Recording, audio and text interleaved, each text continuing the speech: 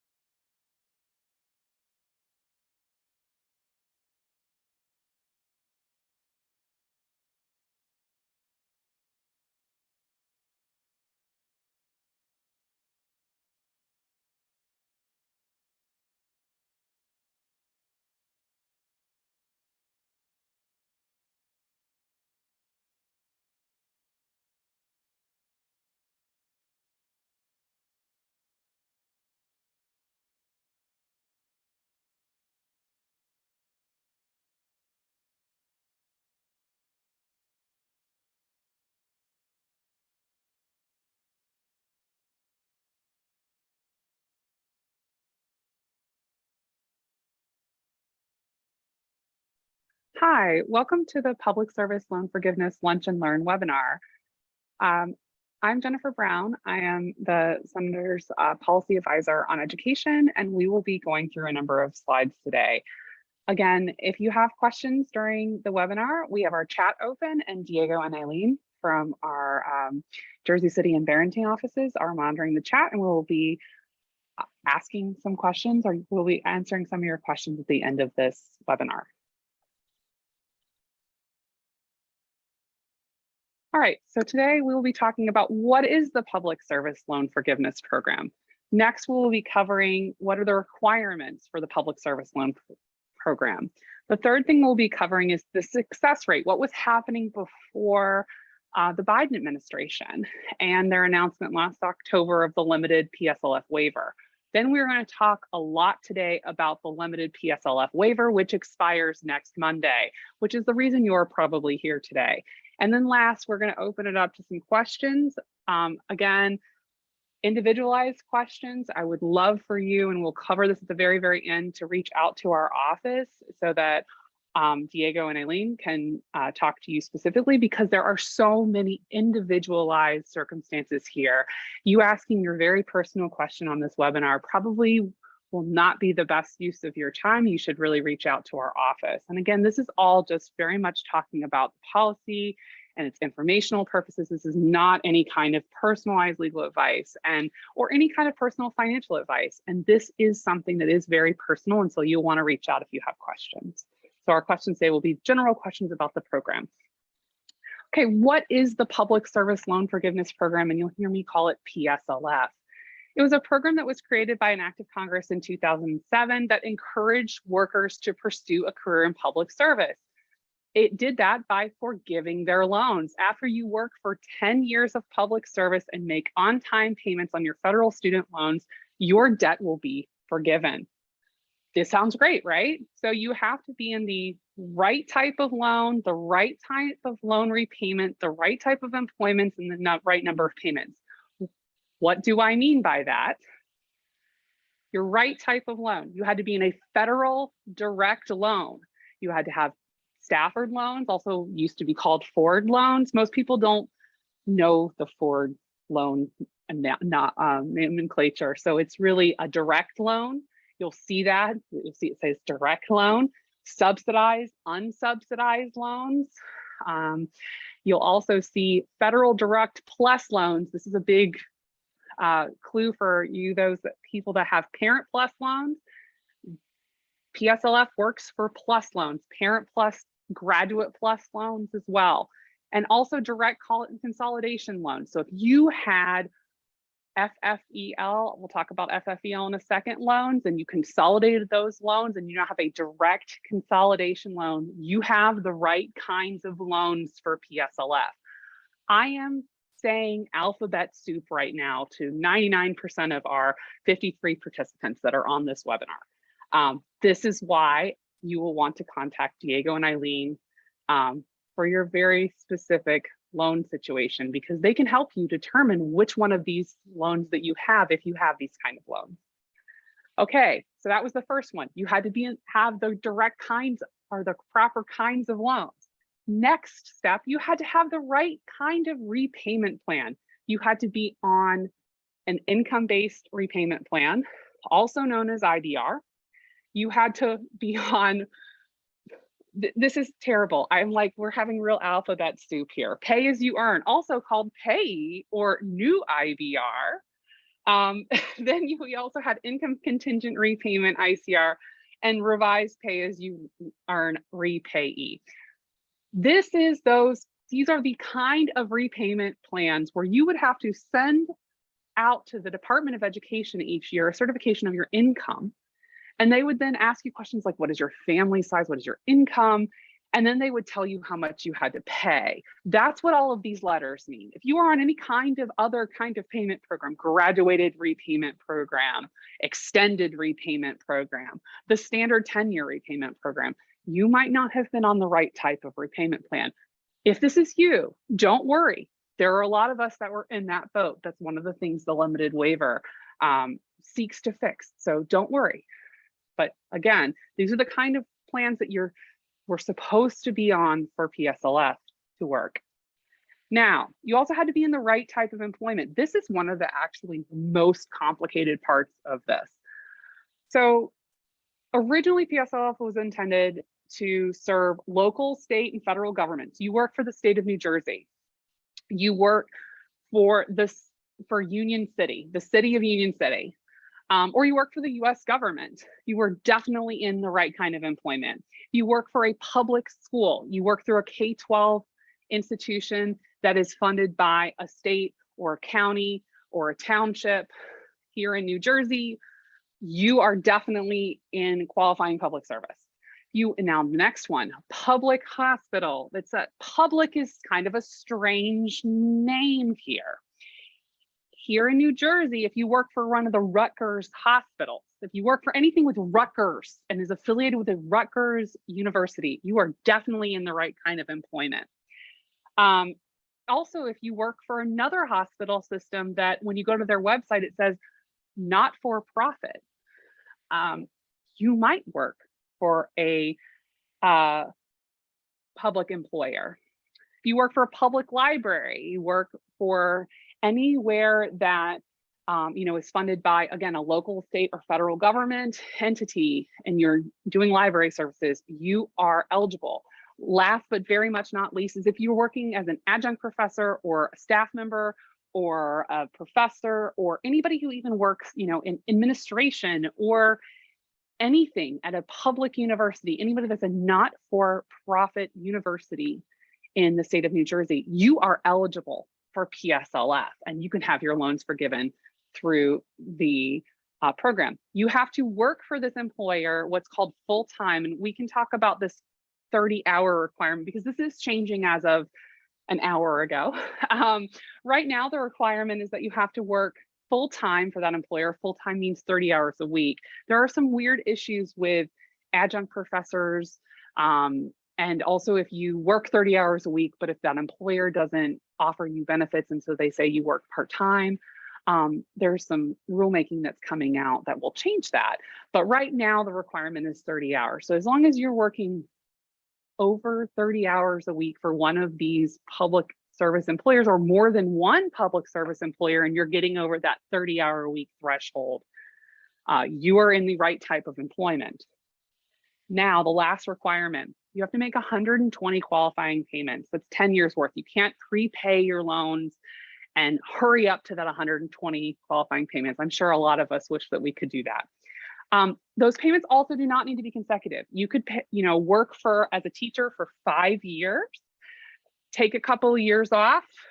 Maybe you needed to stay home with your family or give some caregiving to your parents or someone, and then go back to teaching. You don't have to restart the clock on your 10 years. You have your 5 years before and you pick back right up where you left off and keep counting after that.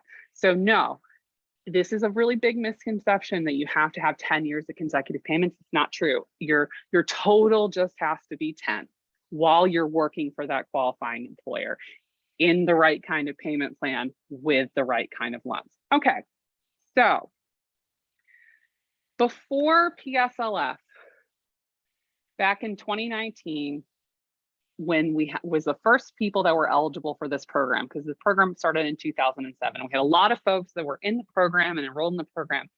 The initial rejection rate was 99%. It was seen as a complete failure or an almost complete failure of the program. So it was just really troublesome because all of these folks were denied because their loans were not in the right, didn't have the right kind of federal loans. More specifically, a lot of folks who had federal loans, these FFEL loans, hadn't consolidated into a direct consolidation loan. The biggest hiccup for most people is that they were in the wrong repayment plan. They weren't in those income-based repayment plans. They were on the graduated or extended repayment plans, not these income-based repayment plans. Or that they worked for an employer that they thought was qualified but wasn't qualified, or they weren't working enough hours. So a lot of folks were rejected for those reasons. So what did the Biden administration do? They announced this limited time waiver. It's a limited time opportunity, one time, to fix all these problems. And the deadline for that waiver is next Monday, October 31st, 2022. And so what does this waiver do? What does it mean? What do you have to do before next Monday? Let's hop into it. Okay, so the limited waiver fixes a lot of the problems that I just talked about. It helps you course correct here in the middle of your repayment. So it will allow you to fix these direct loan types. It would allow you to consolidate your loans and get your loans into the correct loan type so that you can get credit for your 10 years or however many years of public service that you've already worked. This is a one-time offer. You can consolidate later if you decide that this is something that you might want to do. There are some consequences to that, as the education department's announced this morning. Right now, if you were to consolidate, we have some constituents where they were able to consolidate. They had worked in public service for 15 years. They consolidated earlier this year, and they had all 15 years of their public service counted, and they no longer have student loans.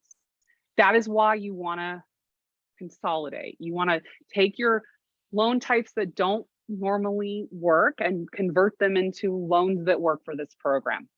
You have to file for consolidation by 1031, and then after that, you have to file an employer certification form, and we can talk about both of those points later. But again, the takeaway from this is if you have an incorrect loan type, you can use the limited waiver to take your loans that are not eligible and make them eligible. It's like taking them from purple to green or red to green. Bad, red stop, green to go. And that's what this consolidation allows you to do. It allows you to change the color of those loans. Now, similar thing here on the payment plan. The limited waiver gives you a chance for when you were in the past, back in 2007, 2012, 2015, even heck earlier this year right now. If you were in the wrong repayment plan and you were making payments on your loans in one of those extended or graduate or 10-year repayment plans, it allows you to get credit for that time period that you were making payments on in the wrong repayment plan. It also allows you to get credit for payments that may be less than what was owed. So say you owed a $500 loan, your bill was $500 and you only paid $250 because that's all you could afford. It allows you to get credit towards PSLF for that $250 payment. That's a big deal. That helps a lot of people that were originally not able to get their payment counted to be able to, add up those payments to 120. There's no changes in the limited waiver to the employer requirement. You have to be working for a nonprofit employer, and of the 30-hour requirement. But there is a small change, and this is a really significant one for a lot of people, especially those people who are maybe retired or who have left the profession. remember our teacher here that we were talking, or our public servant, that they had worked in public service for 15 years. You know, what if you're working for 15 years as a teacher and you left the teaching profession and you're now doing something else, or you're retired? Under the limited waiver, those 15 years that you were working in public service and making those payments, you can now apply for PSLF and receive PSLF forgiveness, even though you're not working in public service. So if you're retired, you're no longer employed, you're working for a non-qualifying employer, you can still file for the waiver now and receive forgiveness under the PSLF program, even though you're not currently working for a qualifying employer. That's a big deal. All right, military deferment and forbearances, those all count towards forgiveness. So before, when you were on a deferment or forbearance, that did not count at all towards your 120. I feel like, you know, you're adding up those payments, you're cobbling them together to get to 120. You know, these are the things, it's like chutes and ladders if you all played that game. These are the chutes and ladders that would bring you back down to a lower number. This, under the limited waiver, those military deferments and forbearances, those count towards the 120. And so you're getting those points to get to 120. Okay. If you leave with nothing else today, you will leave with the fact that the limited waiver expires next Monday. So you have to consolidate, and you also have to go to the studentaid.gov/PSLF website, download a PSLF help tool form, walk through that form, and download what's called an employer certification form no later than 11:59 p.m. next Monday. You have to do this. You can't, if you wait until after that point in time, it is too late. Now, let's go dig into these things, because I am sure that someone here is confused. I do see that there is some questions in the chat. What do you need to do right now today? Or what should you do if you have any questions about this? First off, you want to confirm your loans are eligible for PSLF. This is how you do that. This is the first stop for you before you want to, if you want to call our office. You can log into studentaid.gov. You select My Aid from the dropdown, click on View Details, View Breakdown, that. This is the very, very specific way to do that. It looks like this. And we will make this PDF available on our website so that you don't have to be hurrying and scribbling this down or taking screenshots. We will make this available to you. And you can also call Diego and Aileen at either of our office, and they can walk you through this. So you'll click on My Aid, you'll click on View Details, you'll click on View Breakdown there,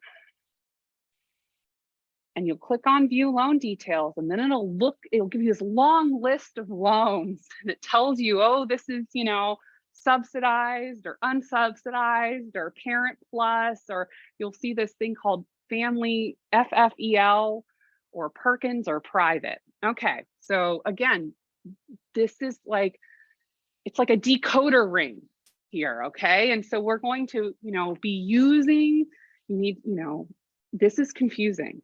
And so what we're going to try to do here is decode this for a second, and with our decoder ring. If you see any of those loans saying subsidized or unsubsidized, and it says direct, or it says US government, you know, Mohila, Navient, Fed Loan, Great Lakes,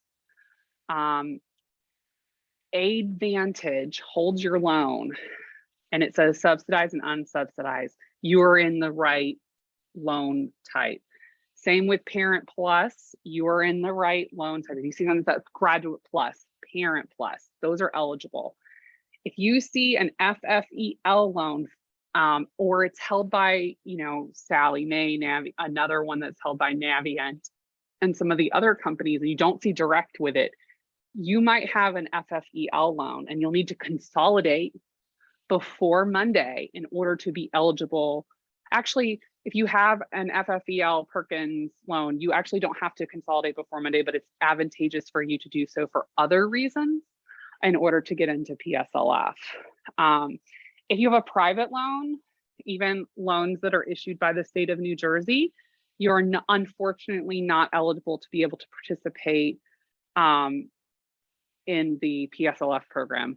Trust me, I wish I could change that. I have not been able to change that. I wish I could wave my magic wand and change that. Okay, so let's talk about consolidating. How do you consolidate if you desire to consolidate? Well, you go back to that same studentaid.gov website. You go up to manage loans, you log in, and you fill out a direct consolidation loan application. It is confusing because you will have to pick a repayment type. Remember, you want to pick those repayment types that we were talking about earlier on the repayment, income-based repayment, payee, repayee are some of the ones that are options here. If you have questions about that, please feel free to reach out to Diego and Eileen. They can help you through that process. That is a very confusing process as well.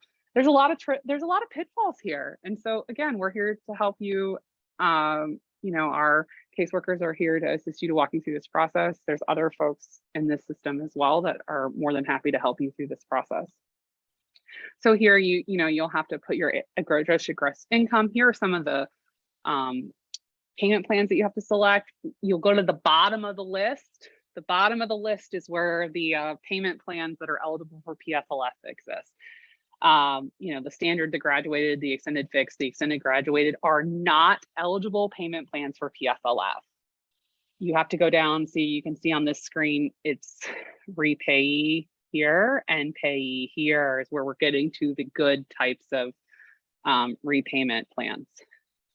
Someone here is thinking and asking, but consolidating my loans might raise my interest rate. Well, yes, that is absolutely true. It could raise your interest rate, but under PSLF, your calculation is a little different. It's not just your interest rate. It's not like paying off your mortgage or paying off your credit card or paying off your car. It's a different calculation, and so you'll want to. That is one part of your decision-making process and going forward here. All right, let's move on to what about your employer? This is something that comes up a lot, and so if you're wondering, gosh, is my employer eligible? You can actually check this on the Department of Education's website. So if you go back to your tax form, or you can call your employer and you ask them what your employer identification number is. It's on box 2 of your W-2. And you can then use the PSLF help tool. It's on the Department of Education website to determine if your employer is qualified. What does that look like? So you can go to this PSLF help tool, you search for qualifying employers. It's below this login to start. You'll put in the employer identification number. You don't want to use a dash. And you can then put in your start dates and you hit search. And so if you were, say you were working for Rutgers, you were Rutgers Hospital, you would put in their EIN, that 226001086 number, and you would get see that green eligible check. That means your employer is certified with PSLF. That means you want to submit those employer certification forms and move forward. Congratulations, work for a qualifying employer. All right. So what happens if you put in your employer's identification number and you get one of these yellow undetermined? It used to say potentially ineligible. So what if you work for the New Jersey Association of Public Accountants? It's a 501c6 organization. They're a nonprofit organization. And the Department of Education has not figured out if they're determined or undetermined. And so what you would do is you would still potentially want to fill out employer certification form and send those in, download the form before Monday and still send it in.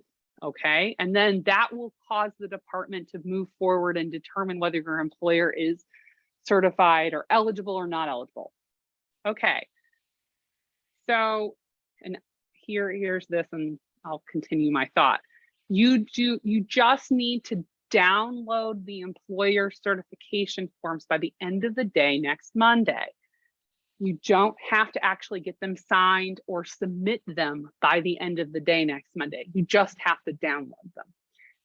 So, oh, my speaker is breaking up. I am so sorry. If it continues, please chat and let us know when we can switch our audio here. So you just need to download the ECFs or the employer certification forms from the help tool from studentaid.gov. You do not have to get them certified by your employer, and you don't have to submit them to your servicer or MOHELA, because every one of them now has to go to MOHELA by the end of the day next Monday. You just have to download them. Okay, but you don't hesitate after you download them. Don't let them wait, 6 months or a year. You want to do this. It might take some time, to get these certified. We've seen and heard from the department that certain states are taking a long time. I don't know about the state of New Jersey, but other states, are saying it's going to take 7 to 10 business days to certify employment for this. So don't freak out if it takes your employer a little bit of time. You're good if you download your employer certification form from the PSLF help tool by the end of the day next Monday. Again, you can reach out to Diego and Aileen, and their contact information is on the last slide, or you can call our Jersey City or Barrington office if you have any problems with the help tool or filling out the help tool. They can help you in filling out the help tool. Okay, so what if you get that yellow undetermined button? How do you know if you should, go through this or the juice is worth the squeeze? So again, if you work for a federal and a state government or a tribal government, you're good. There has been, and I will put this out there just so you know, we've heard from teachers, we've heard from some county employees and some township employees and even some state of New Jersey employees that when they put in the EIN for their employer, they got that yellow button back. Don't worry, don't worry. Download the form, get it certified, and send it in. If you work for a federal or state or township, don't worry. It's just the education department saying they haven't determined that employer yet. It's not in their list of pre-approved people. That's literally what that yellow button means. But if you work for the federal, state, or government organization directly, it says state of or county of, you're good. Now, if you work for a 501c3 employer, any of them, it doesn't matter what you do, it doesn't matter what they do, you can use this IRS tax exempt organization search tool and find out if they are a 501c3, the section of the tax code, employer. So again, doesn't matter what they do, doesn't matter what you do. If they're that, you're good. Okay, now it's a little bit more complicated. Remember how I said, oh, what if you work for the New Jersey Association of CPAs? They're a not-for-profit organization, but the PSLF law that was passed in 2007 allows other organizations to be able to qualify. So what if you work for a Head Start organization that's run by a nonprofit that's not a 501c3? You could potentially work for a qualifying employer. I will tell you that a lot of the veterans organizations are 501c17 organizations. And so you could certify if they provide public service for the military under this, okay? So again, if you get that yellow button and you have any questions, please reach out. We can help you, our constituent services folks can help you go through this process, but don't stop there. Make sure you download the form and you look at this. This is a very complicated situation. I'm going to go back just because I want to say it again. If you work for a federal, state, or township organization, you're a teacher or a bus driver or anyone that works in a school or anyone that works for any of the state or county governments, and you get that yellow button when you apply, please make sure you download your form and move full steam ahead in submitting your application. We know of problems there, and we want to make sure that you get counted. It's the same with any 501c3 employer. We want you to make sure that you're getting everything that's entitled to you under this waiver. So if you have any questions at all, please make sure to reach out to Diego and Aileen. Okay, and here are some more ones. Here are some more organizations. If you work public education, public health, these are just non-501c3 organizations when you look them up on the IRS help tool.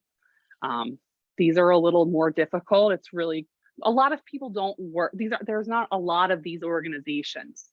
A lot more folks work for the state and local governments and 501c3 employers. And so they are eligible. So again, you get that yellow box. It's just caution, you have a little bit more work to do.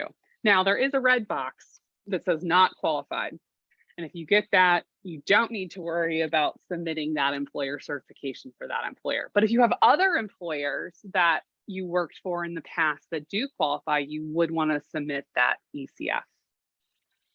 All right, so you've now checked your employer to see if they're eligible, and you've gotten the green or the yellow. So what you want to do is then go back to that help tool screen. You'll see it in just a second. You'll want to file for the limited waiver. Well, how do you do that? When I filed for the limited waiver, I thought it was this, big thing.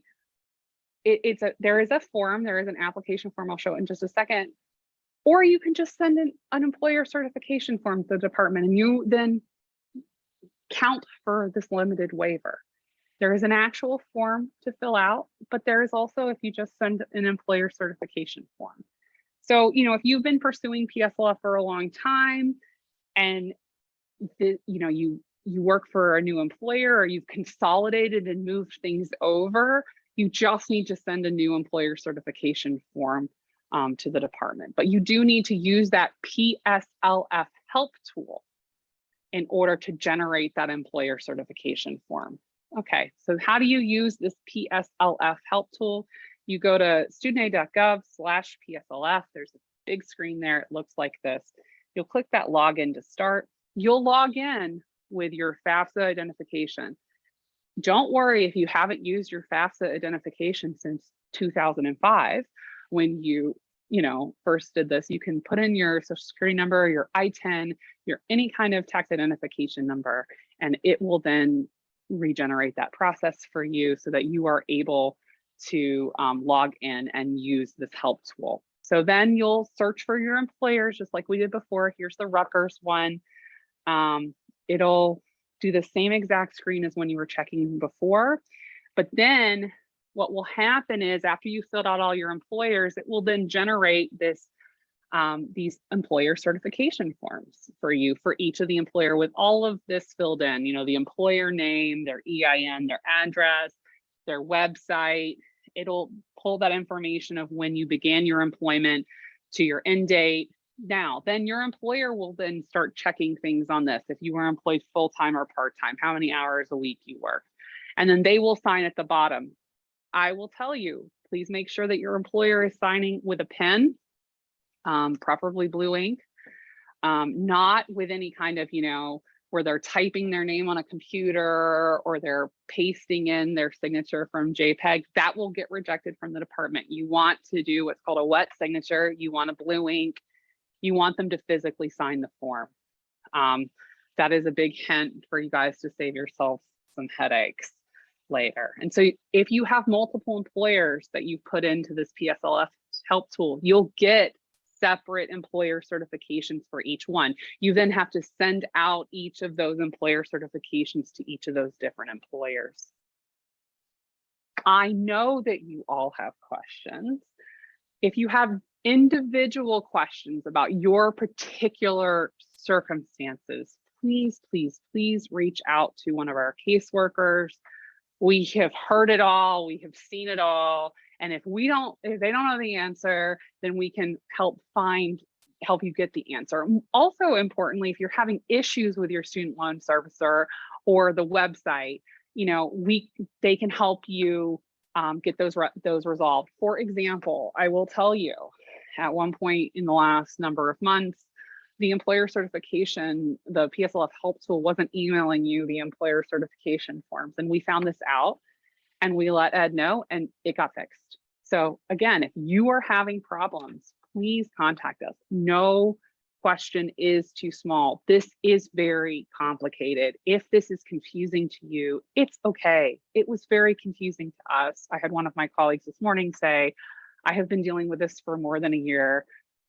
I still don't understand this. So that's why, we're not trying to give any kind of advice here. We're trying to inform you of what's possible, but Diego and Eileen can really help you walk through these steps. And again, we know that there are problems that everybody has individualized problems, but also that there are some problems with getting a hold of servicers. We know that there are problems with some of the letters that are being sent.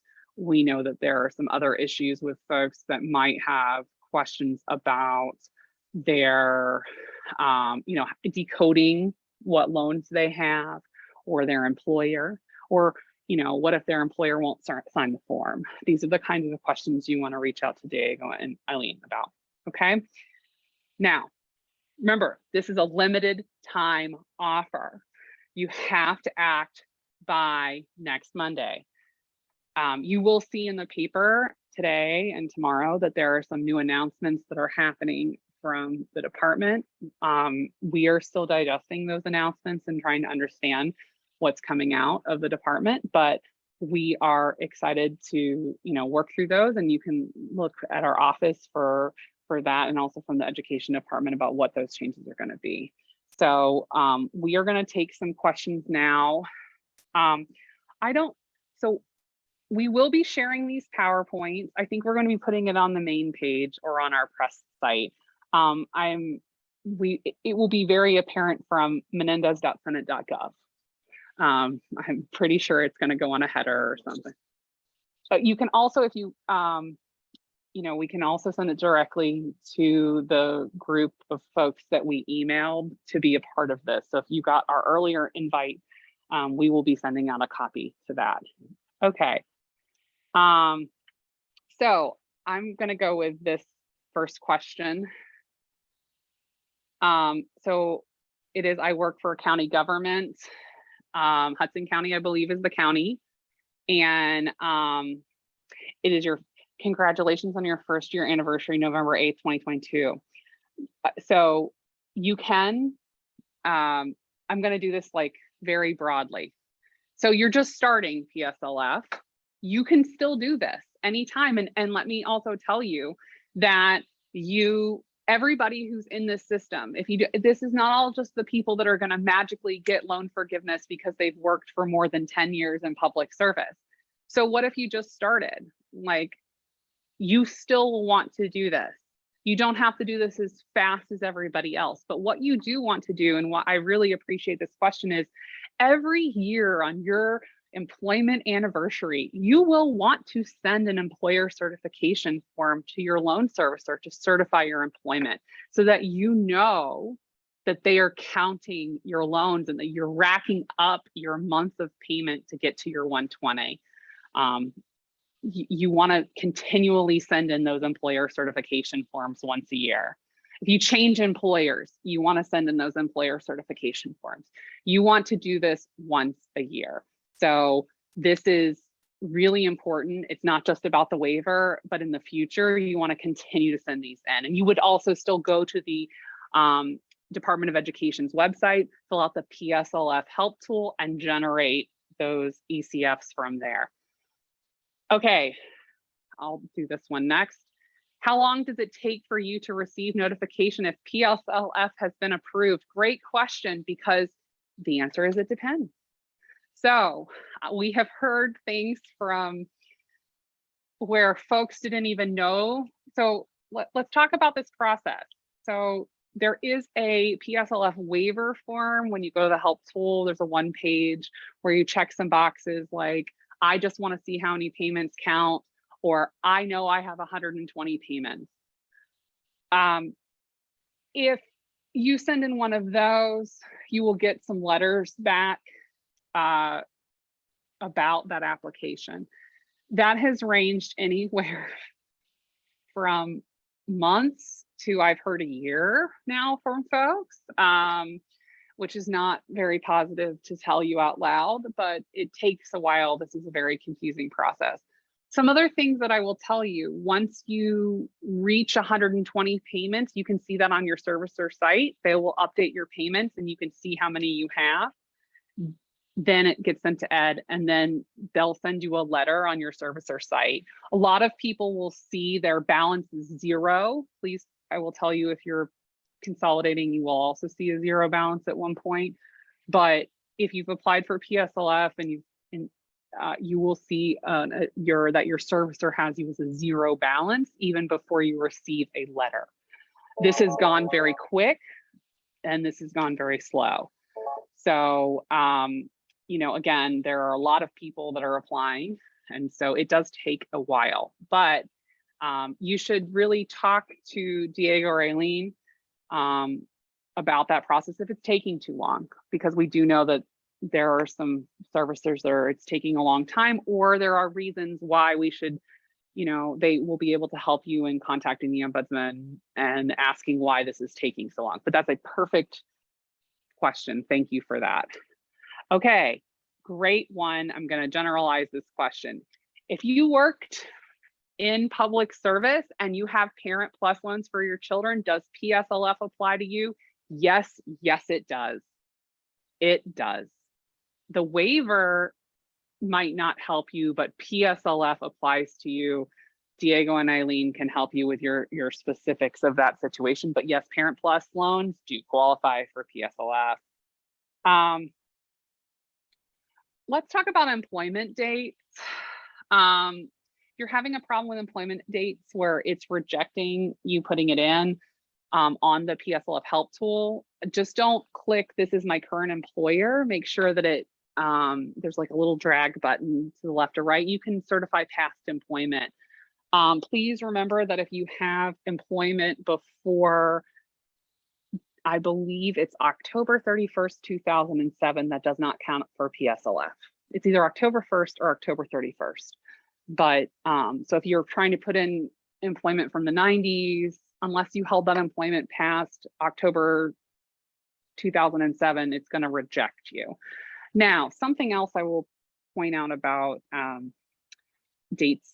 We've had a lot of constituents contact us about they got a notification that their employer certification form didn't have proper dates on it. You'll want to call up your servicer and say, please look at this again.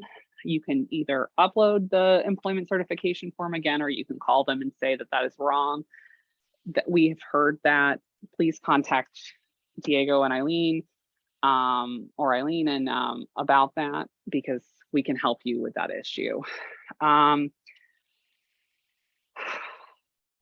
For the person that asked the direct Parent Plus code U question, you'll want to contact Diego and Eileen. That's really specific.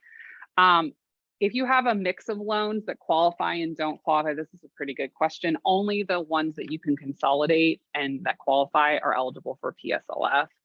You can't make private loans suddenly federal, unfortunately. I wish you could. Trust me, this is one of those things that comes up all the time that I wish I could wave my magic wand. Oh, great question. So if you have two different employers and you move from one qualifying employer to another qualifying employer, you will need to contact your old employer and in order to have them certify your old employment, and then your new employer to certify that employment. Your new employer, even if you maybe work for a different office or branch or sub agency or wherever, or county, that's your old employer and your new employer. You want to keep them separate, because your new employer can't certify for your old employer unless you all worked for like the state of New Jersey, and they want to handle that. For the person that asked about Carteret, I said that right. You can contact Eileen and Diego about that. Oh, you need to download the ECF by next Monday. Now, if you submitted in August, do you need to do it again? No, that just means that your employer or your servicer is backed up in processing those. If MOHELA is your servicer, which if you're pursuing PSLF, you're probably being moved to MOHELA. There is a way on their website for you to check their if they've received that document. It's on the PSLF drop-down menu, and you enter in your social security number and your last name and your birth date, and it will tell you if it's processed or not. They have been running slow. They have not been processing. So if it is MOHELA that is your servicer, they have told us that they will start processing. They were supposed to start processing on 10/15. We have heard the end of the month. It is coming. They know they're supposed to be processing, but also if it's an extreme delay, please contact our office and we can, help you in getting that resolved. Oh, great question. Student loan cancellation. Can you still apply for student loan cancellation and PSLF? Why, yes, you can. It is so there are reasons why you should pursue this or not pursue this. And this is again why you should contact Diego and Eileen about your personal facts and circumstances. But, I'll give you an example. My brother-in-law, who's a teacher, he had a $44,000 loan balance. He had a Pell Grant. And this reduced his balance to $20,000 with the cancellation. He still has 3 years left of PSLF time that he needs to work in order to have his loans forgiven. But because his loan balance decreased, his payments were halved because his loan balance was halved. So there are reasons why people may want to consider applying for the student loan cancellation. Asterisk, where this will get worked out in the courts this week as to whether we hope that this is going to move forward. But yes, you should think about that. Yes, you can do that. And there are reasons why you should, and there are some folks that maybe don't want to. So there's that. Let's see. Yes, so there's a question here if you should apply if you've not made 120 payments. It's the same question like before, like where you're just starting out in your career. You want to not have a surprise at 120 payments. This takes a while, as we're starting to see with people chatting in and things like that. You'll want to go ahead and have your employment certified and have, your payments counting, because in case there's a problem, you can take care of it. You're not waiting until 120 payments and then having a really unpleasant surprise and then being on the phone with Diego or Arlene and being very upset. Being proactive here is a really good thing. And so make a game of it, count it up, like you start an Excel spreadsheet or a Google sheet about it and watch as you do that. I have personally made it a fun game of how much I have paid and how much less I have. And there was rewards at certain periods of time. So I gamified that. So the person that asked about if you've started your career and going back to school, the answer is it depends. That is one that you would want to contact our office about. Because this is a really complicated, why I'm not answering that is that's really complicated. I would have that person, even if you may live in North Jersey, contact Eileen in South Jersey. So the Barrington office, the human being that asked about going back to school, contact Eileen. So the spousal loans, this is individual. So if you are a public servant and your spouse is not a public servant, your public service doesn't count for your wife's public service or your husband's public service or your, and so it's all about your public service. It's the same thing with,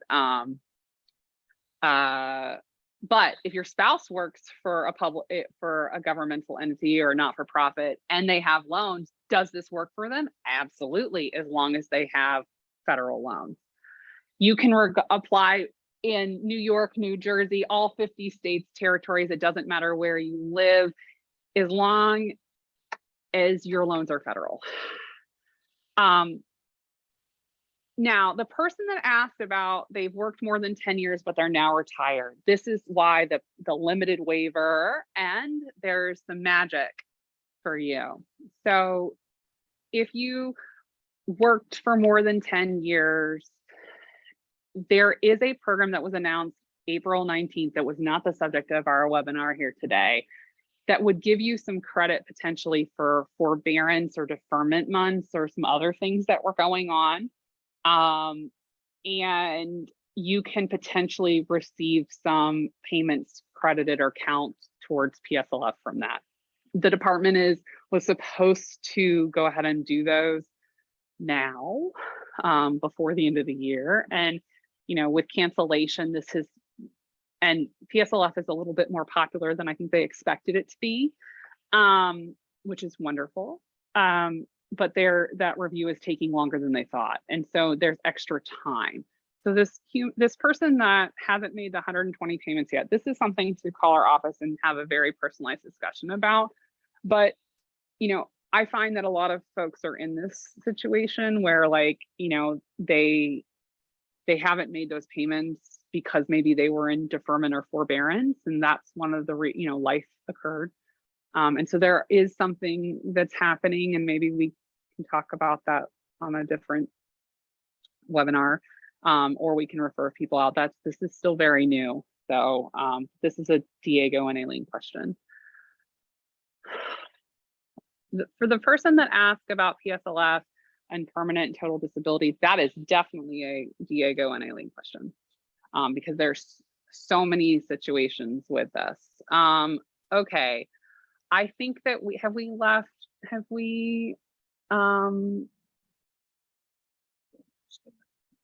loan under the student account in that count as my wife.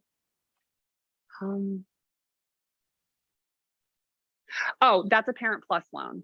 Okay, so the person that has asked about the parent has a loan under the student, I believe that would be a Parent Plus loan. And if it is a Parent Plus loan, then that would qualify. But you should, again, we can look by going on to the studentaid.gov site, not we, but you, and then also Diego and Aileen can go on studentaid.gov and figure out what kind of loan that is and who has it and if it qualifies for PSLF. And so that's why you'd want to contact our office of, you know, you can send them screenshots or we can screen share, and they can help you do that. I think that we have asked all the questions. Again, here's the numbers for North Jersey and Barrington.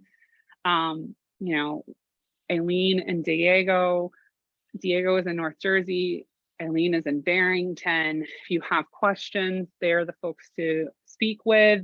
The folks at the front office that are answering the phones will know that your call needs to be routed to them.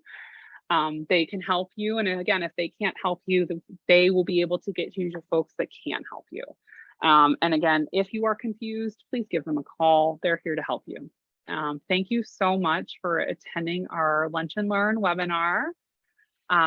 We hope that this is helpful to you, and we, you know, congratulations if this helps you get student loan forgiveness. This program is designed for you to be able to take advantage of. Please, if you have any questions, contact our office. We're really here to help you go through this and get, you know, be able to take advantage of this wonderful program that is incredibly confusing. Thank you so much for joining us. And again, contact them if you have any questions. Thank you. Have a great afternoon.